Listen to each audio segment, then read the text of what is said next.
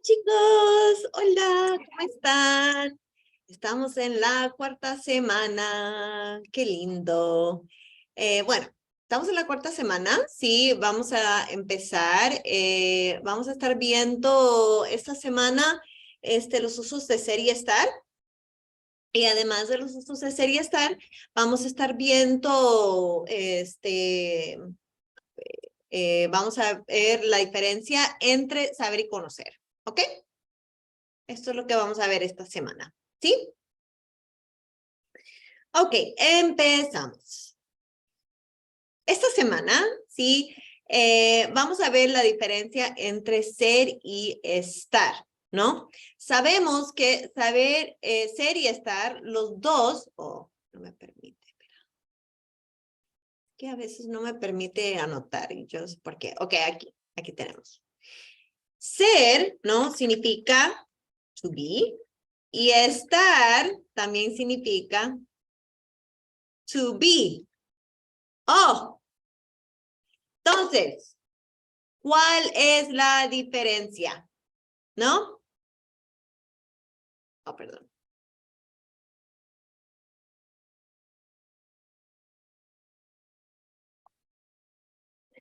Ok, entonces, ¿cuál es la diferencia entre entre esos dos usos de estar? Primero, antes de ver, ¿no? Vamos a ver un repaso, ¿no? De cómo se conjugan, ¿no? How to conjugate, ¿no? Cómo se conjugan. Ok, primero vamos a ver ser. Ser es que yo soy, tú eres, él, ella, usted es, nosotros somos, vosotros sois, ellos, ellas, ustedes son.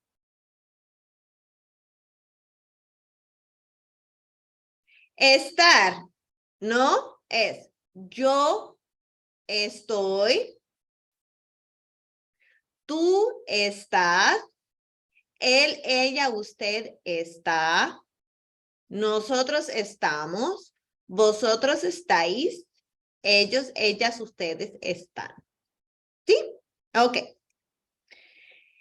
¿Y ahora cómo se usa? ¿No?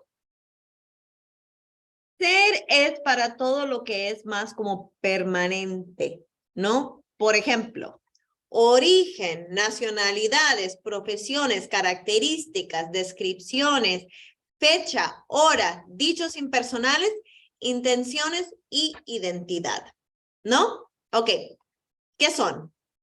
Origen, obvio, ¿no? Origen es obvio, ¿no? ¿Qué es? Es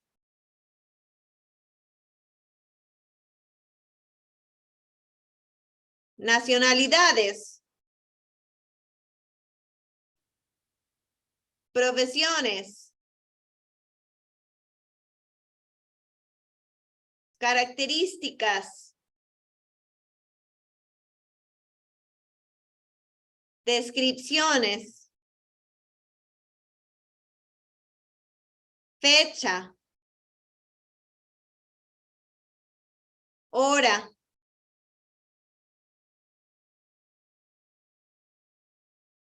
dichos impersonales, intenciones y identidad.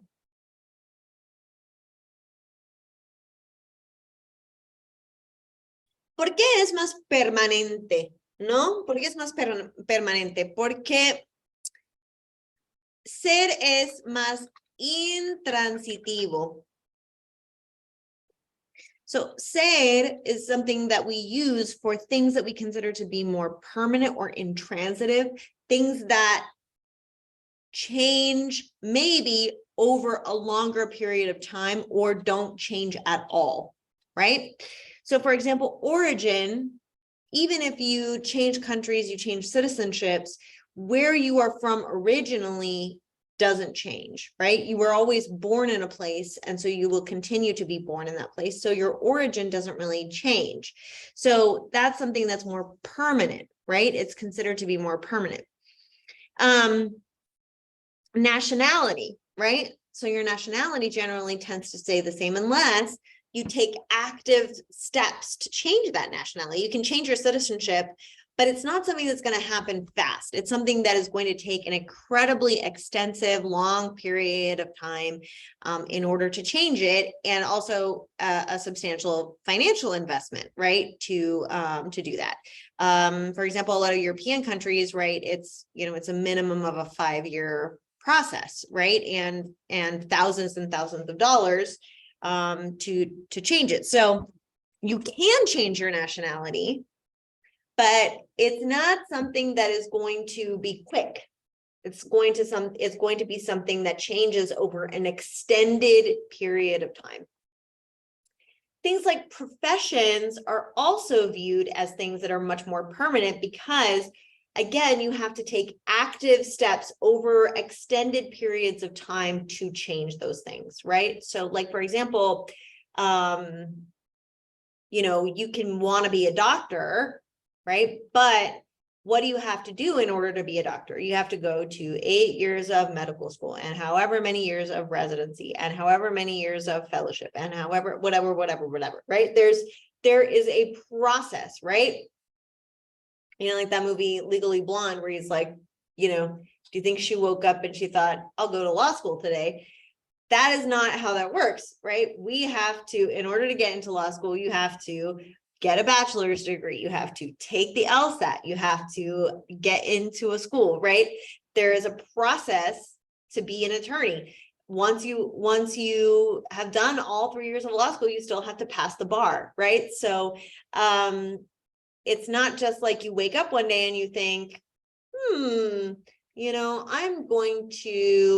know that I, studied to be, a physical therapist, but you know what, I'm going to go to the UN, and I've decided that, I'm going to become a translator for 10 different languages. That's not how professions work. If you want to change your profession, of course you can, but changing those things involve a very intense, rigorous process that occurs over a period of time. Now, some things that are considered professions in Spanish that wouldn't be maybe considered professions in English are things like being a student would fall under the umbrella of a profession. Being a volunteer for something is also considered a profession, right? Or it's in that like kind of vocational wheelhouse. So it also would use SED, okay? Things that are like characteristics or descriptions, if you're talking about who someone is, like let's say,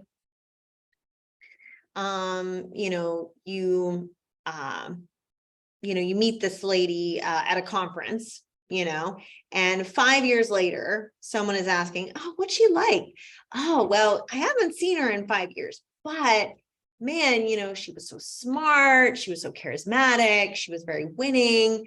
And you think, because who a person is or their characteristics, those things don't tend to alter very substantially over time, right? In general, right, people tend to kind of at their core, remain similar, or if they do change, then, maybe it's a process to change, right? So, people can, for example, change their faces or, change their bodies or things like that, but they have to take steps. Again, you want to think of SED as things, well, that's something that I would have to take steps and make a sizable time investment to do that, right? For example, I mean, this is just to give it as an example. I have a hump in my nose right here that I've had since I was, forever. I was born with it. And I like it, but let's say I didn't like it and I wanted to have a nose that was very, something. That would change my appearance or change, my character, my description, but what would I have to do? I would have to find a doctor, save money, be able to afford a nose job, do all the recovery process afterwards and hope that nothing went wrong. I mean, I don't actually, I have never looked into that, but, I'm assuming that they're, all surgical processes have a kind of process about them. So, with characteristics and descriptions, right?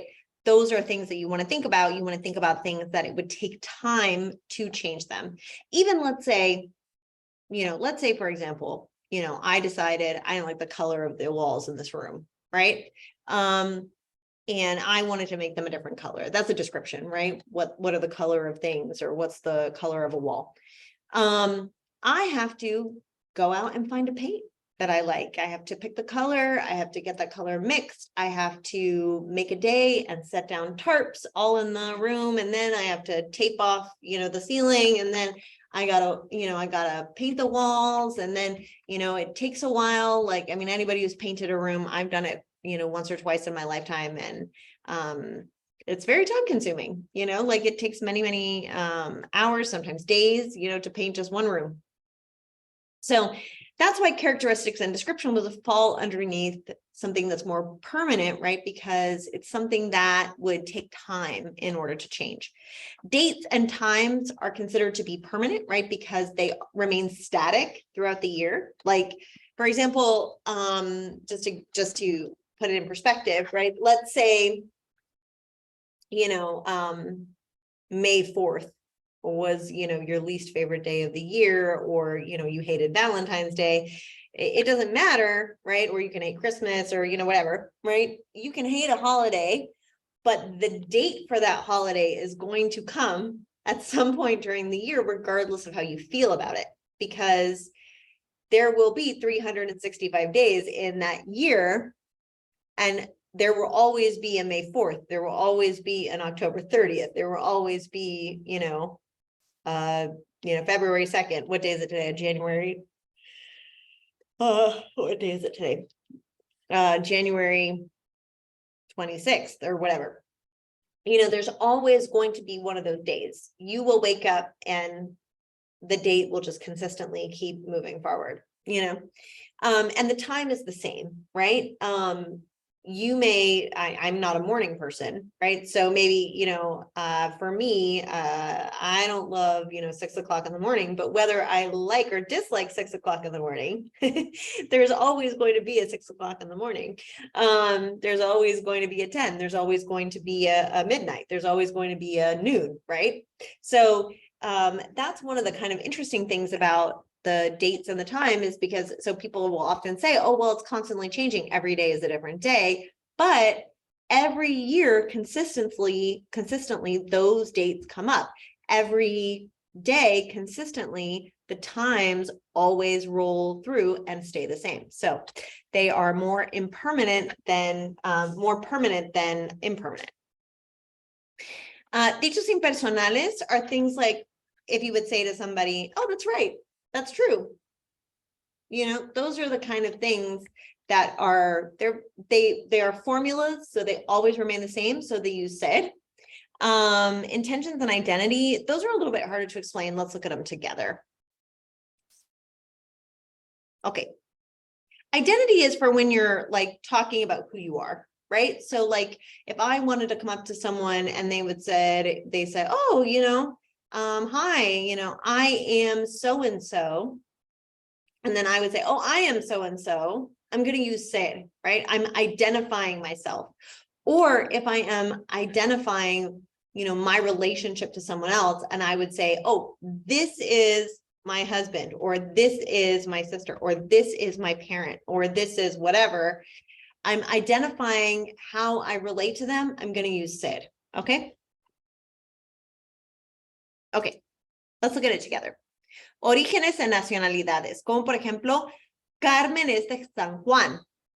La familia Ortiz es mexicana. Yo soy de Argentina. Mi amiga Soledad es chilena. Profesiones como la señora Sánchez es abogada, Raúl es doctor, Teresa es estudiante, yo soy profesora, mis amigos son trabajadores, Carmen es una secretaria. Características y descripciones como Teresa es inteligente y lista. Gustavo es alto y guapo. Mi familia es divertida. Mi casa es grande y verde. Mi apartamento es de estilo moderno. El gato es blanco y peludo y mi perra es una chihuahua. Fecha y hora, como es el 2 de junio, de 2016. Es el 20 de febrero, es el 30 de octubre. Son las 11:30 de la tarde. Es la 1 de la tarde. Son las 10 de la noche y son las 9 de la mañana. Ok, dichos impersonales, intenciones e identidad. So here are the examples that I gave, right? That's right, that's true. Es cierto, es verdad. Would always use ser. The intentions, but maybe that you bought something for it. Es el libro para Josefina, ¿no? So what's my intention? I'm going to give it to Josefina. Or identidad. Soy la profesora Domínguez. Soy Michelle Macbeth.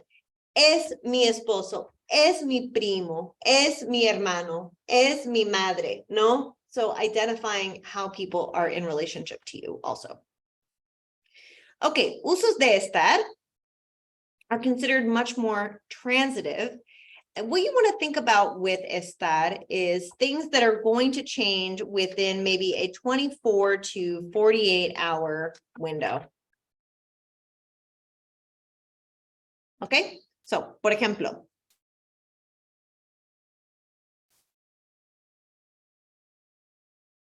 emociones y condiciones físicas, acciones, lugares físicos y el clima.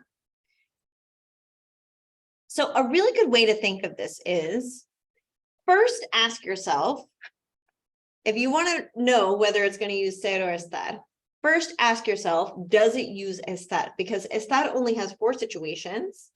Ser has like a bunch, right? So the best thing to say is, oh, is it an emotion or physical condition? Is it a action, a current action?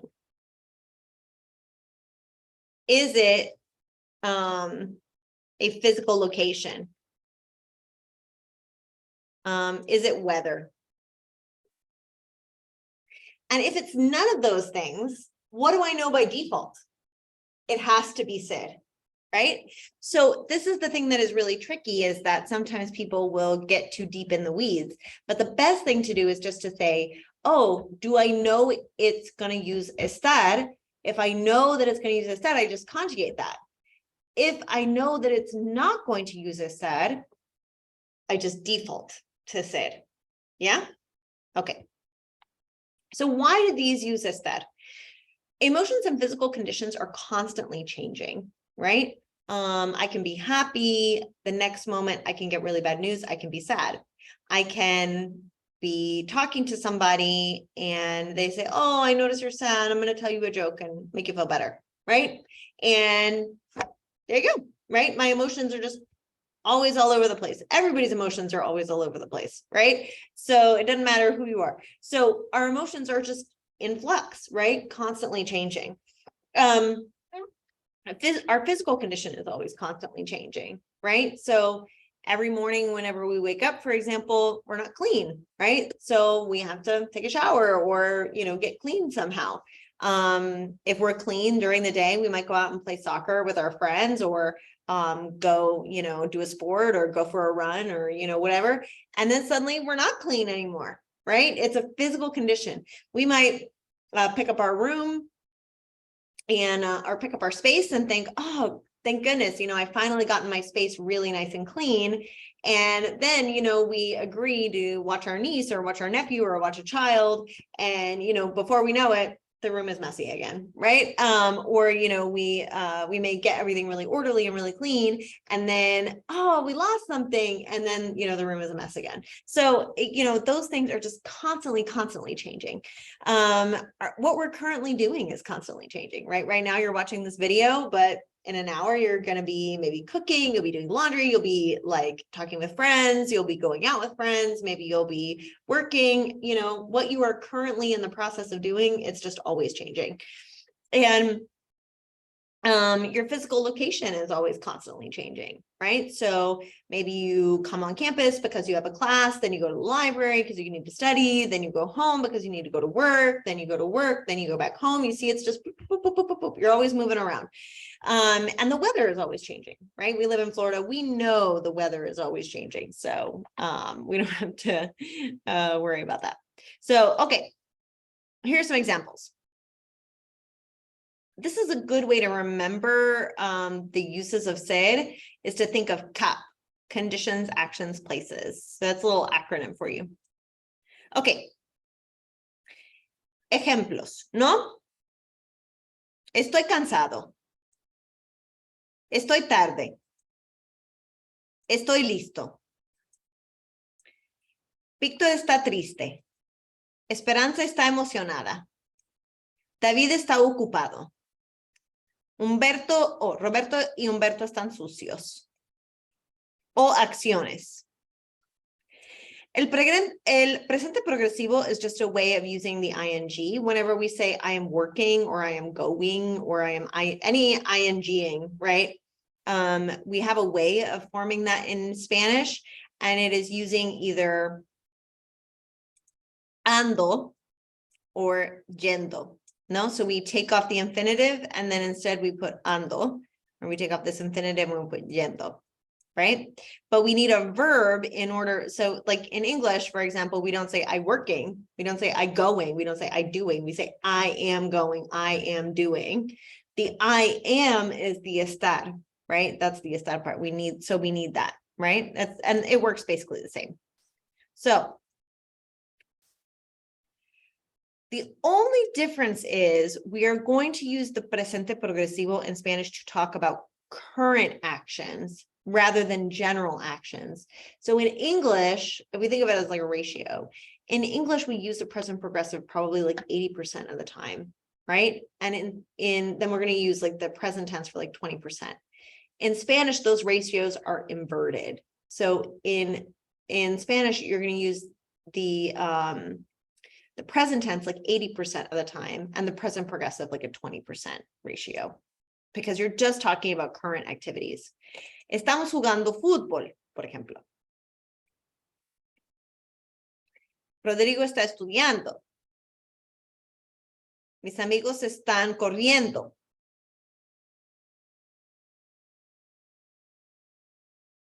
Elisa está tocando el piano. And then physical location, right? So for example, el ratoncito está al lado de la biblioteca, o Hernando está en la biblioteca, o clima, está lloviendo, está nevando. Here's some differences, though, that are important. We use estar for conditions. For example, Mari Carmen está lista, she's ready. But we'll use ser for características.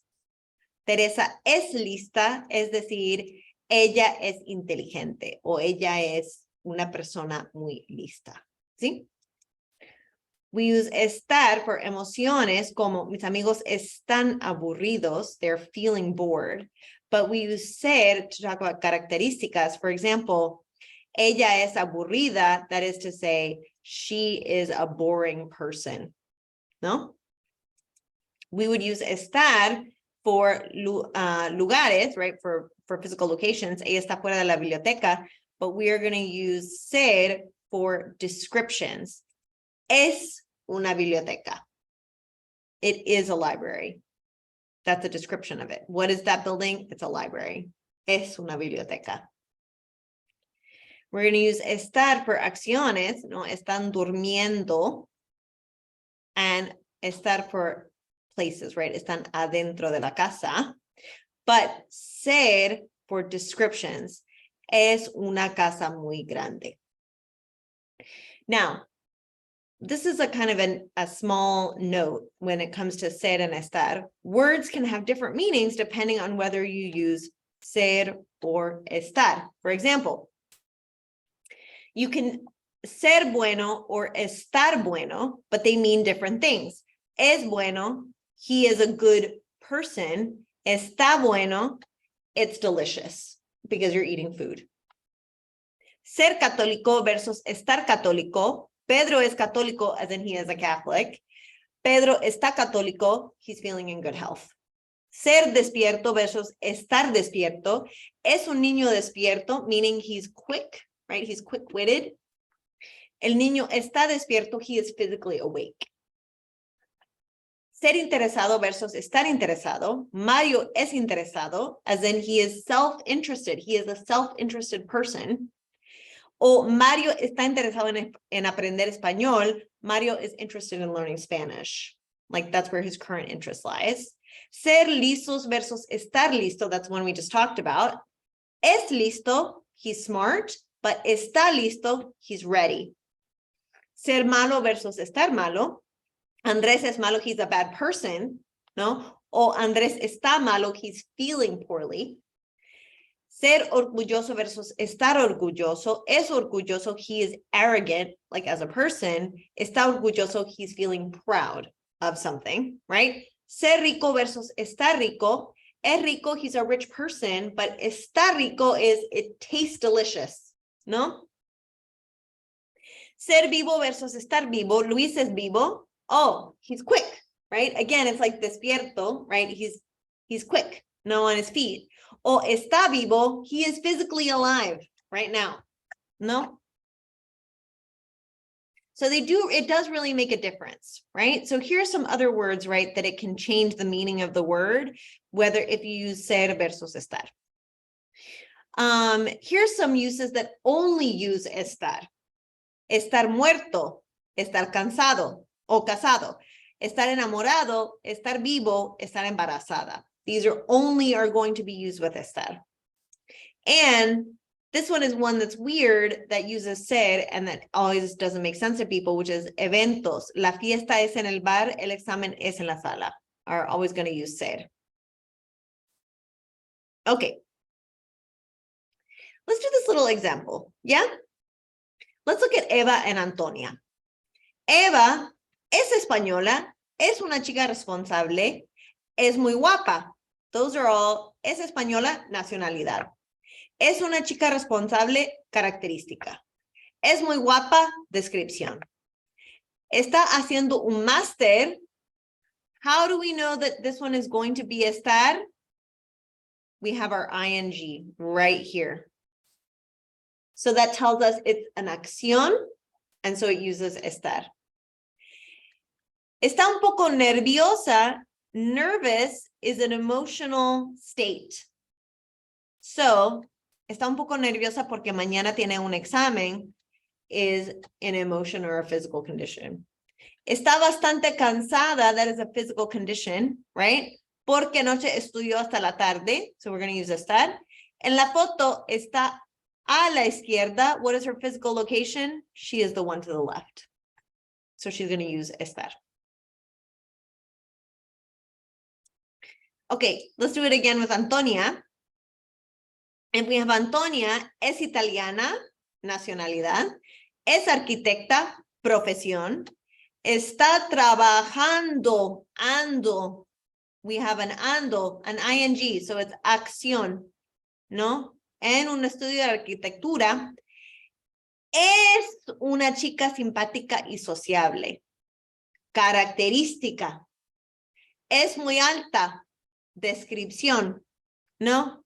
Está contenta, that's an emotion, ¿no? Está contenta porque su trabajo es muy interesante. Está un poco cansada, physical condition, porque últimamente trabaja mucho. En la foto está a la derecha. She's the one to the right, ¿no? So, en la descripción, nacionalidad, origen, aspecto físico, profesión, carácter, usa el verbo ser. Para hablar de características que presentamos como temporales, se usa estar. Para hablar de la ubicación y de la posición, se usa estar. Y para hablar de acciones que se desarrollan en el presente, se usa estar plus un gerundio. Okay. So again, this is just a review of the verbo ser. And this is just a review of el verbo estar, just so that we can write it down. And remember that estar can be used with a gerundio to indicate present action. We sometimes call this tense the present progressive. And remember, it has to have a form of estar to be correct, right? And that is the same as in English, right? So in English, we wouldn't say, again, we wouldn't say I working, I doing. We would say I am working, I am doing. We need the estar to say I am, no? Okay, and this is another way to look at ser versus estar. Okay. So there are adjectives that can be combined with ser and estar depending on which ones, right? We looked at those. And there are some that are only going to be used with ser, like inteligente, because that's a description or a characteristic. Some will only use estar, like contento, because that's an emotion. Others, right, will always be estar, like, for example, abierto o cerrado, which means open or closed. So it's talking about its physical state of being. Bien o mal are always going to use estar, está bien o está mal. And nouns, right, are always going to use ser. Okay. These are some activities that we could do, right, that talk about ser, and we might, say, oh, we're going to imagine like what it is, how they're feeling or that. So we might say, no, está nerviosa, está emocionada, está nervioso, o está esperando, o está tarde. And then this is like a little thing that you could read if you want. I'll read it out for you that talks about, where people are from. So, estar. Hola, papis, ¿cómo estáis? Yo muy bien. Ahora estamos en Guatemala, en la capital, que está en el centro del país. La gente es muy simpática y todo el mundo es muy amable. Además, aquí todo es precioso. Hay unas playas de arena negra maravillosas. Están en el Pacífico y son increíbles. La comida también es muy buena y el tamal es el plato más típico, pero hay muchas cosas ricas. Hace mucho calor y el clima es húmedo. Llueve por la tarde casi todos los días, pero no importa. Mañana vamos a Tikal para visitar unas ruinas mayas que están en la selva y después vamos a México.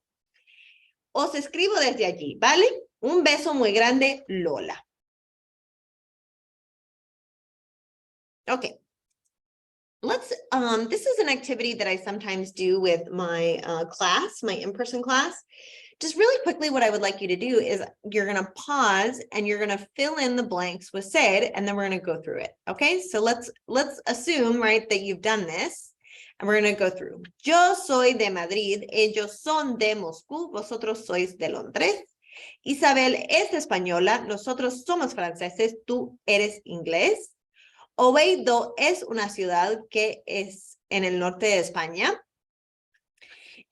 Yo soy alto, ella es baja, ellos son jóvenes. ¿Por qué él es tan mal educado y vosotros sois tan agradables? Vosotros sois rusos, nosotros somos españoles y ellos son italianos. Nosotros somos interesantes y vosotros sois aburridos. Mi padre es abogado, mi madre es enfermera. Yo soy peluquero, vosotros sois profesores y él es actor. Tú eres taxista, yo no soy médico. ¿Y ella qué es? Yo soy un hombre, pero tú eres una chica mala. So now we're going to do the same with estar, right? And we're going to try to see if we can fill in the blanks with the correct form of estar. So pause it again and fill them in and then come back to it. Hoy yo estoy cansado, tú estás enfermo, pero él está contento. Nosotros estamos aburridos, vosotros estáis enfadados. Mi hermano está cerca de Toledo y yo estoy lejos de Moscú. Vosotros estáis de acuerdo conmigo y ellos no están de acuerdo conmigo.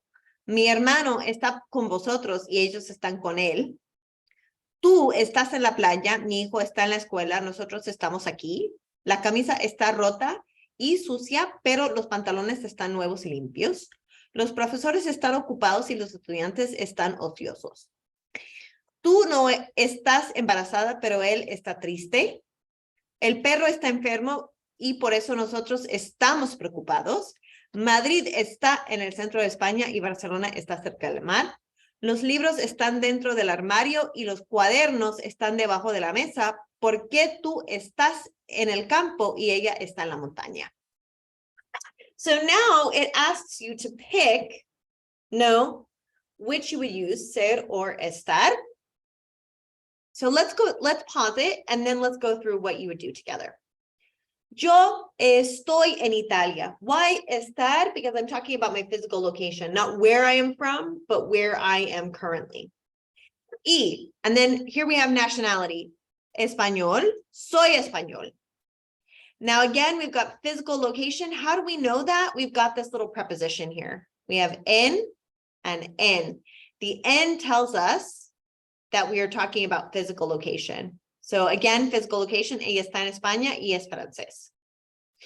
So if we look at this, we have muy grande, that's a description. So we know, what are we going to use? Ser.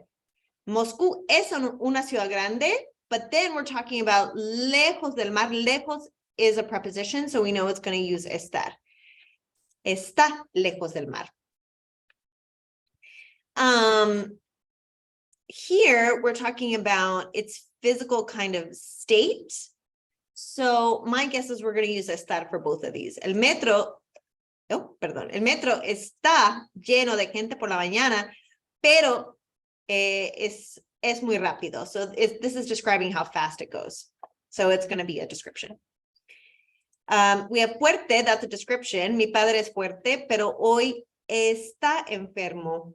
What is he today? He's feeling sick. That's a physical condition.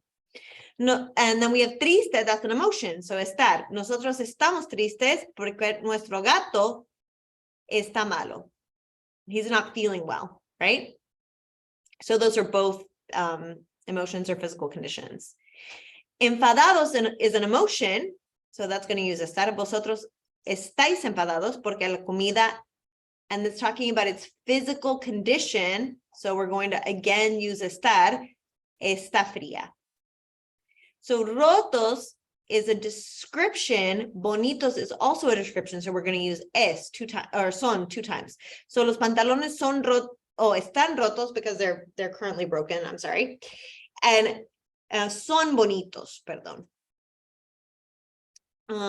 So here, this is a description and followed by a kind of a physical condition. So vosotros sois valientes y estáis preparados. This is a description. León es una ciudad en España. And then its physical location. León está en el norte de España. What is our physical location? We are on vacation. So nosotros estamos de vacaciones, por eso estamos contentos, emotion. Vosotros sois muy vagos porque estáis lejos de la fábrica. You're very lazy, description or characteristic, because you are physically located far from the factory. And ella es española, nationality, y ahora está en Moscú. Where is she currently? In Moscow. Okay, so saber y conocer, that's the other thing that you're going to be talking about this week. The most important component of saber y conocer is to remember that, again, these are verbs that have the same meaning, but they, so both saber y conocer mean to know. They are both irregular yo verbs. Yeah. But they are just used in different situations, like saber and conocer, okay? Or like ser y estar, right? Which is what we just looked at. So let's look at this is the conjugation, right? Yo conozco, tú conoces, él conoce, nosotros conocemos, vosotros conocéis, ellos conocen. Yo sé, tú sabes, él, ella, usted sabe, nosotros sabemos, vosotros sabéis, ellos saben. Remember, sabo is not a word. So what is the difference? Saber is going to be used for things that you know in an informational kind of headspace kind of way, right? So again, it's going to be for facts, information, talents, and abilities. Conocer is going to be for people, places, and things that you are familiar with because you have experienced them. So saber is generally information. Conocer is to be familiar with people, places, and things.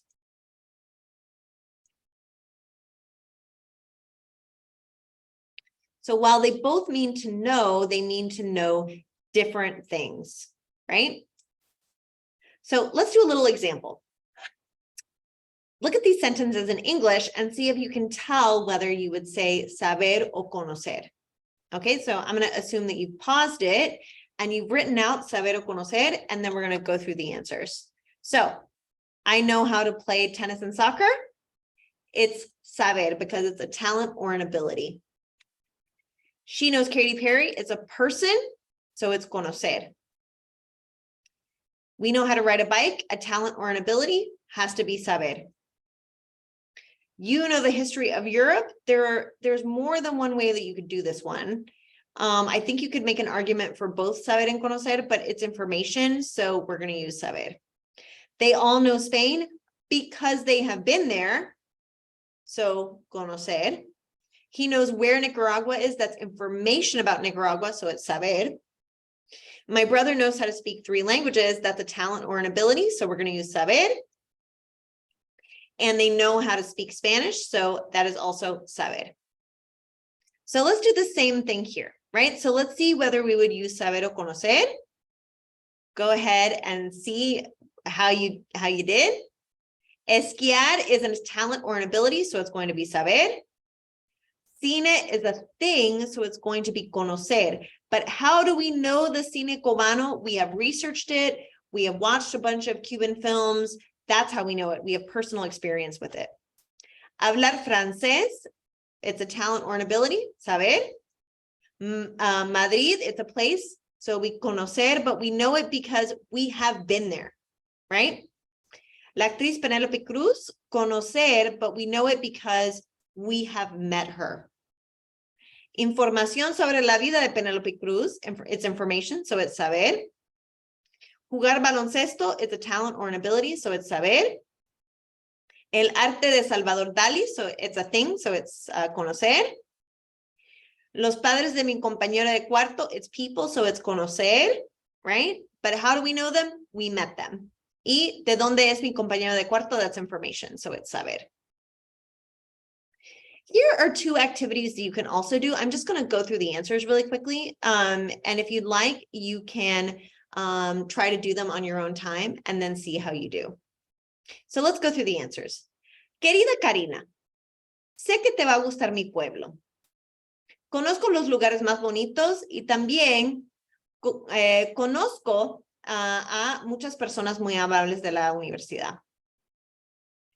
Ellas te van a explicar los detalles de vivir y estudiar aquí. Así que vas a saber si deseas pasar unos años aquí. ¿Sabes cuándo es tu viaje? Hablamos pronto, ¿no? Un beso, Carlos. And then the last one is, ¿tus hermanos saben jugar al béisbol? Yo sé de dónde es Carlos Vives. ¿Conocen ustedes a la ciudad de Barranquilla? ¿Y tú conoces Pedro, el amigo de Marta? Okay, so just before we end for today, let's just double check and make sure that we don't have any questions in the preguntas discussion board that we can go over together.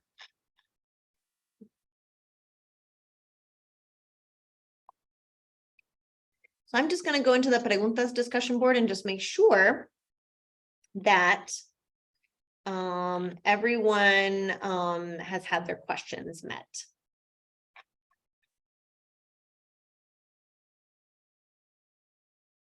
Okay, so according to this, there are 0 questions in the questions about the course, so that's good. Let's see if there are any questions that are left over from our lecture last week.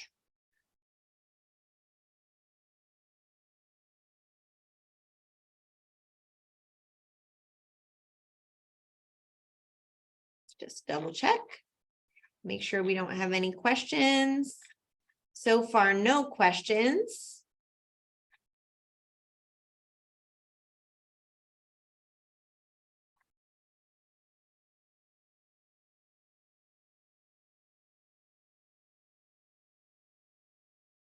Okay, so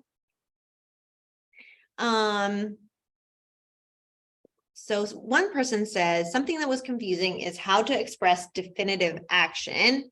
Any hints for how to remember? Well, I'm not sure what they mean by definitive action. But the best way to practice verbs is just to make a bunch of note cards, right? Where you have the infinitive on the front and the verb on the back, and just practice, practice, practice, practice, practice. Think of, all of that practice that you're doing in forcing your brain to remember the conjugation, is just a way for your brain to get used to it. And it's like brain muscle memory, right? The more you do it, the more reps you do, the better your brain gets.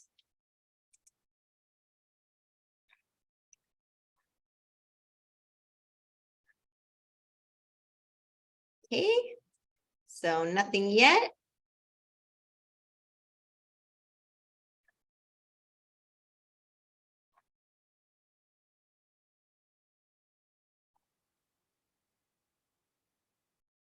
Let's see if there are any more questions. I just want to make sure that I've answered everybody's questions.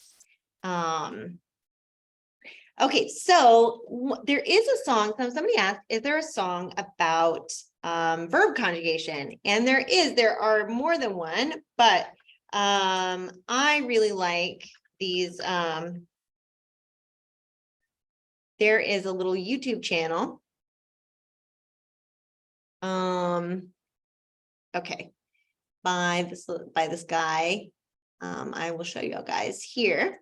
Okay, so if you go here, there's this little video and it's called Conjugation Back. And it's by a guy by the name of Senor Mara. That's a really cute little video about conjugation, and it's very catchy. And it's great. It's a wonderful, wonderful video that basically, summarizes how to do verbs. Another really great one is Cry Me a Verb. This is from his channel. And then he also has Reflex Your Baby. He really likes Justin Timberlake. So they are all Justin Timberlake songs, but they're wonderful. They are accurate, and they're very catchy, and they can kind of help you maybe to remember how to conjugate verbs. So that's my suggestion there.